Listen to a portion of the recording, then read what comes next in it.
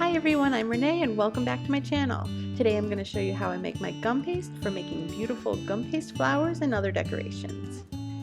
So I'm starting with my egg whites. This is about 125 grams. And I'm going to whip them with the paddle attachment for a few seconds just to break them up. Now this isn't my recipe, this is Nicholas Lodge's recipe, and I'll have that linked down below so you can go check that out.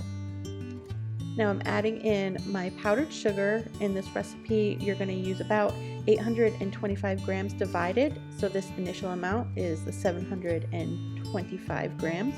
And I'm going to start this slowly to get it mixing. Once all the sugar is incorporated, increase the speed to medium-high and let this whip until a royal icing forms.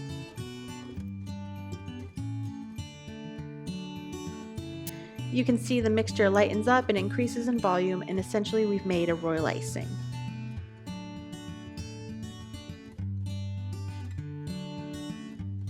Now with the mixer running on low, we'll turn this royal icing into gum paste. So I'm going to sprinkle in 30 grams or about 3 tablespoons of tylose powder pretty quickly but in a steady stream. And the paddle is on low speed so that I don't kick up a lot of dust. Pretty quickly you're going to see that the mixture starts to kind of seize and looks like a crumbly mess, but that's exactly what we want. That's the tylose powder working and started to bind that egg white and sugar mixture and create our sugar dough.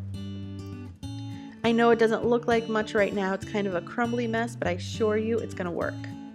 Scrape the mixture out onto a dusted surface. I dusted it with some powdered sugar. Here I have about 20 grams of shortening and another 100 grams or so of powdered sugar. And I may not use all of these, but I'm going to start working in some of that shortening to make this dough nice and smooth. You just kind of have to do it by feel. You want the dough to become really smooth and elastic and not too dry.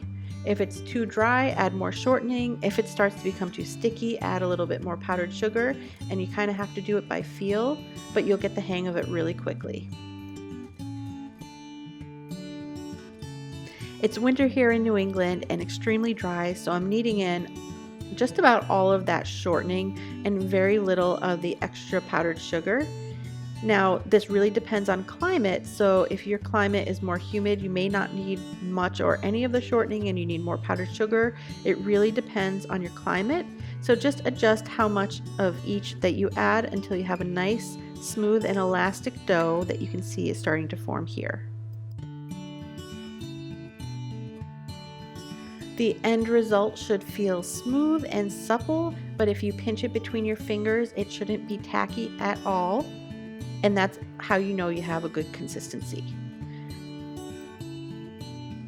Form the dough into a ball, and then I'm going to cover it with plastic wrap and let it mature for 24 hours in the fridge, and then it's ready to use. I've tried a lot of pre-made gum paste from different brands. There are some I like, but this is by far my favorite to use. It rolls so smoothly and nice and thin. You can shape it easily and it holds its shape. It dries quickly and super strong, and only a few really simple and relatively cheap ingredients, and you have it on hand all the time. If you want to try out this recipe for yourself, I'm going to link Nicholas Lodge's recipe down below. His video is super informative and I highly suggest you check it out. I hope you liked this video. If you did, give it a thumbs up. Thanks for watching. Don't forget to subscribe and click the bell icon so you get notified every time I upload.